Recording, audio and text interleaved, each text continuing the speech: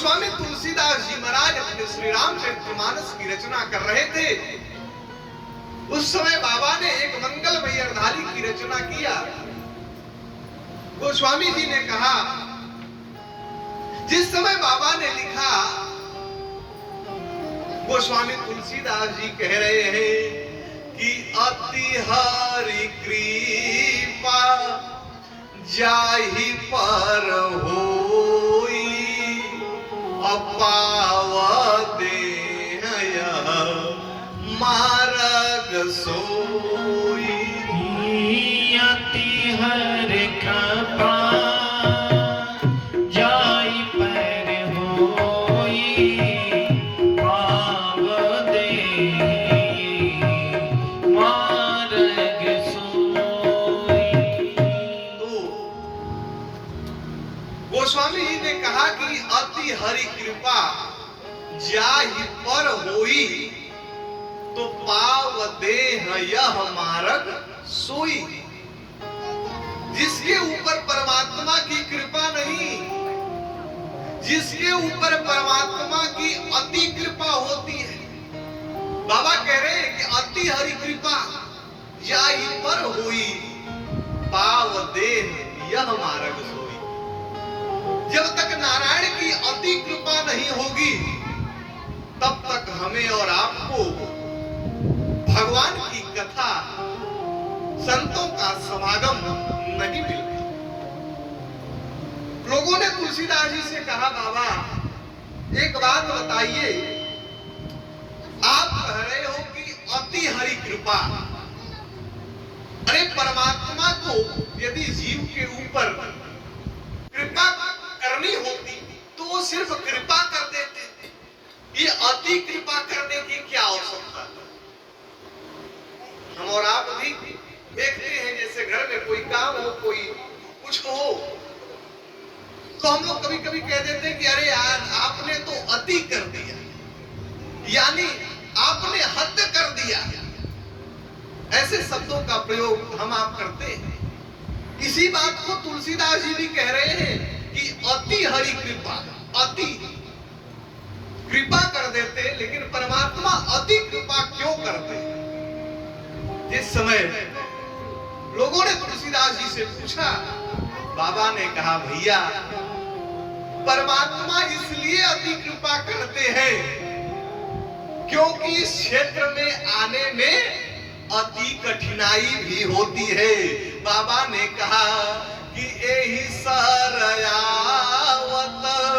अति कठिनाई और राम कृपा बिनु आई न जाई। मंगल भवन अमंगल हारी द्रवहु सो दशरथ अजिर बिहारी। तो कहने का अभिप्राय है कि इस क्षेत्र में आने में अति कठिनाई होती है, क्योंकि यही सरयावत अति कठिनाई। ये जब परमात्मा की विशेष कृपा होती है तब हमें और आपको भगवान की आनंदमयी, रसमयी, करुणमयी, मंगलमयी कथा का रसास्वादन करने का फल मिलता है। निवेदन करूं, जिन्होंने ये संकल्प लिया, ऐसे परम आदरणीय, परम सम्माननीय पंडित श्री राधे श्याम शर्मा जी एवं उनका समस्त परिवार, सभी लोगों का मैं इस धर्म मंच से हार्दिक अभिनंदन वंदन कर रहा हूं। और श्रीमद् भागवत महापुराण ज्ञान यज्ञ के काशी से पधारे हुए निवेदन करूं, काशी में लोग जीने के लिए नहीं बल्कि लोग काशी में मरने के लिए जाते हैं।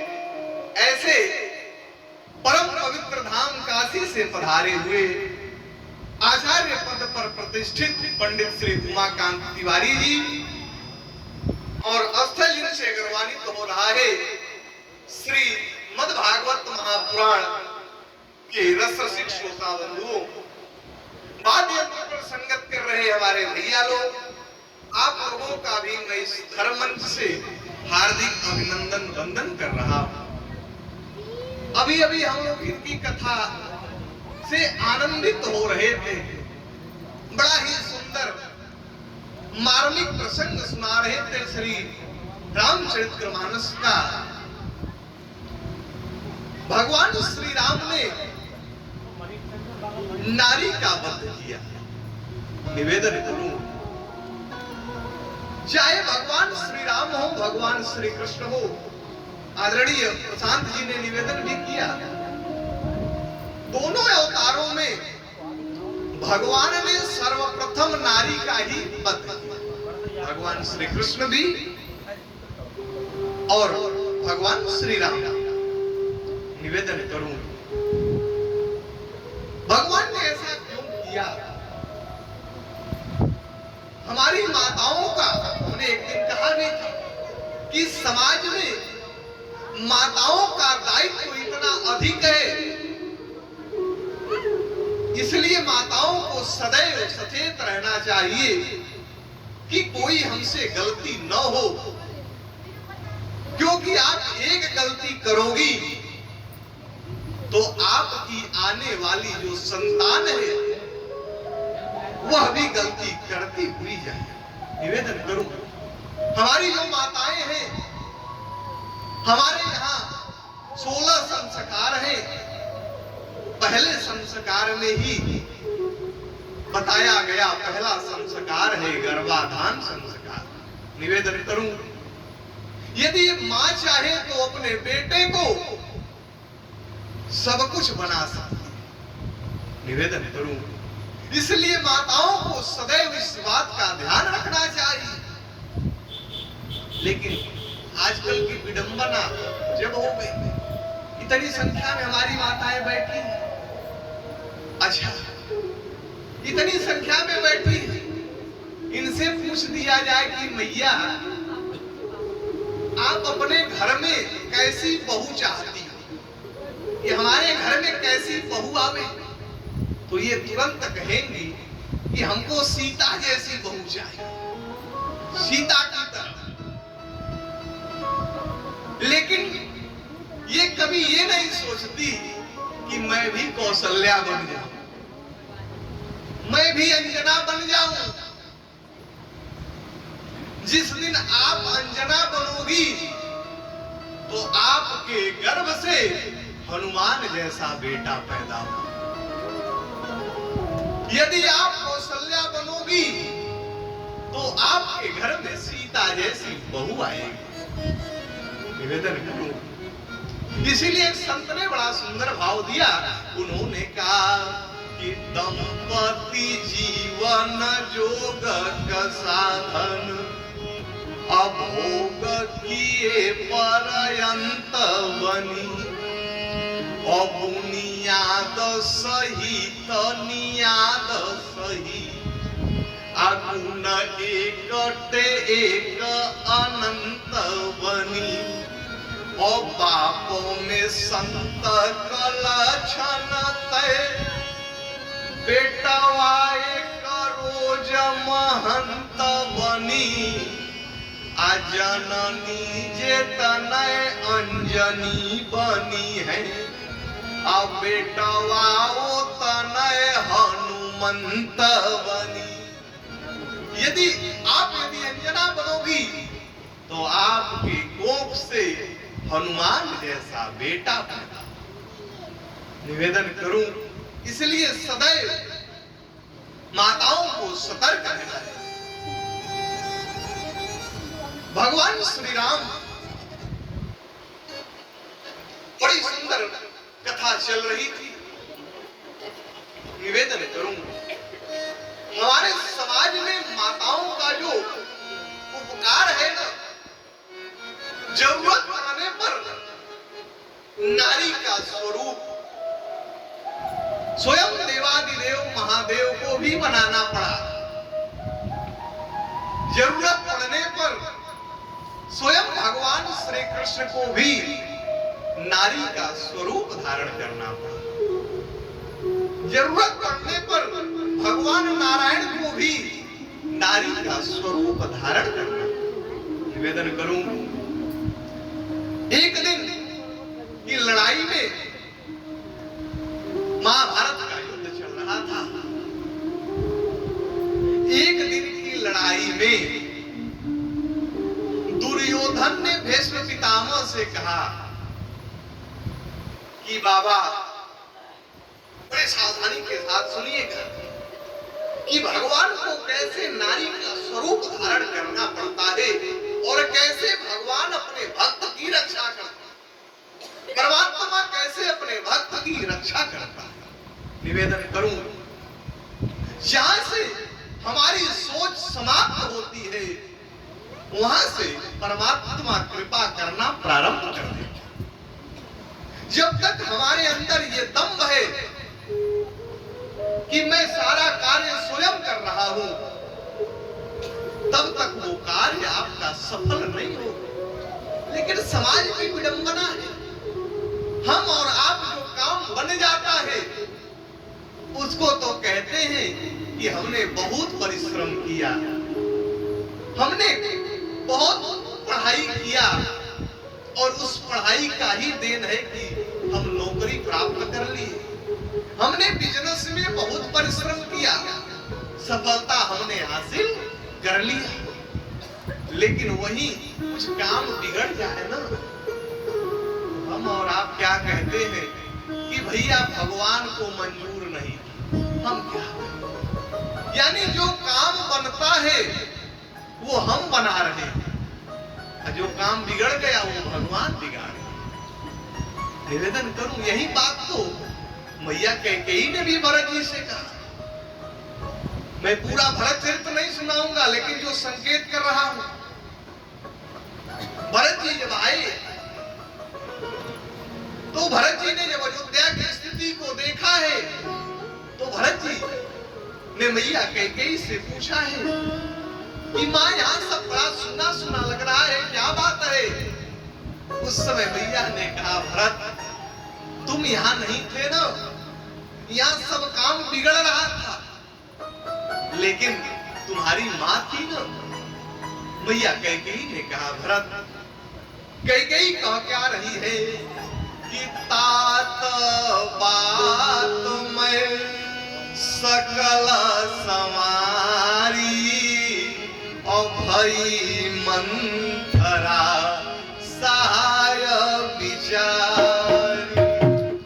तात मात में बात समारी भई मंथरा साई विचारी। तो मैया कैकेयी ने कहा कि हे भरत, मैया ने कहा तात बात में सकल सवारी, हमने सारे काम को सवार लिया और उस काम में ना मंथरा ने सहयोग किया, मंथरा। लेकिन फिर कैकेयी को क्या रही है, फिर कैकेयी ने भरत जी से कहा कि भरत हमने तो सारे काम को संवार लिया, बना दिया, लेकिन कैकेयी ने कहा, भरत कछुक काज विधि बीच बिगाड़े। हे भरत, थोड़ा सा काम ब्रह्मा ने बिगाड़ दिया। भरत जी ने कहा, मैया कौन सा काम तुमने बना लिया और क्या ब्रह्मा ने बिगाड़ दिया? मैया ने कहा कि भरत कछुक काज विधि बीच बिगाड़ो, भूपति सुरपति पूर्व पग हारे। तुम्हारे जो पिता है ना, उनकी मृत्यु हो। निवेदन करो, जो काम बना उसको कैकेयी ने बनाया और जो काम बिगड़ गया उसको ब्रह्मा ने बिगाड़ा। यही हमारी और आपकी भी दशा है। जो काम बन जाता है हमने कर दिया। निवेदन करूं, इसलिए सदैव ये विचार करना चाहिए, परमात्मा सदैव अपने भक्त की रक्षा करता है। दुर्योधन ने भीष्म पितामह से जब कहा कि बाबा आप भीष्म पितामह जैसा योद्धा हमारे तरफ से युद्ध कर रहा है, उसके बाद भी पांडव 5 के 5 बरकरार हैं, एक की भी मृत्यु नहीं हुई। इसका मतलब है कि आप मन से युद्ध नहीं कर रहे।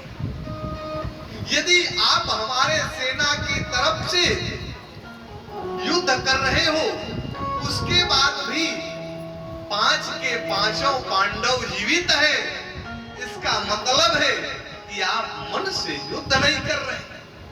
उस समय गंगा पुत्र भीष्म ने कहा कि दुर्योधन, आज तुम जो हमारे ऊपर आरोप लगा रहे हो, ये तुम्हारा आरोप निराधार है।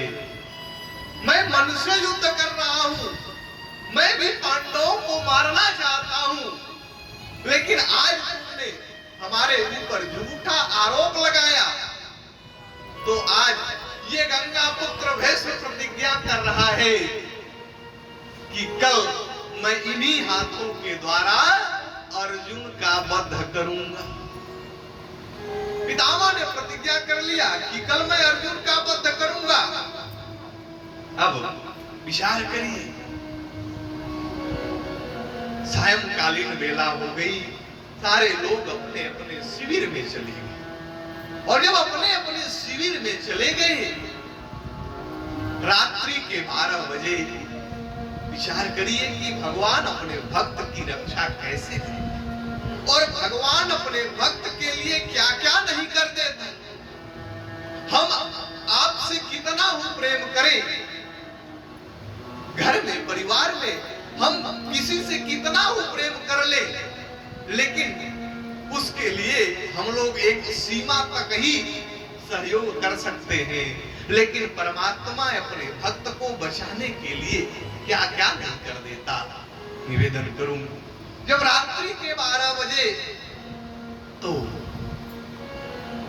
सारे लोग अपने अपने शिविर में शयन कर रहे हैं, भगवान श्री कृष्ण ने सोचा कि रात्रि के 12 बजे है, पितामह ने प्रतिज्ञा कर लिया है कि कल मैं इन्हीं हाथों के द्वारा अर्जुन का वध करूंगा, तो मेरा अर्जुन तो अपने शिविर में रो रहा होगा, और अर्जुन यही सोच रहा होगा कि कल का सूर्योदय हमारे जीवन का अंतिम सूर्योदय है। यही सोच करके अर्जुन अपने शिविर में रो रहा होगा। तो एक बार मैं चल करके अपने भक्त अर्जुन से मिल लूं। विचार करिए, तीनों लोक का परमात्मा अपने भक्त के लिए कितना चिंतित रहता है।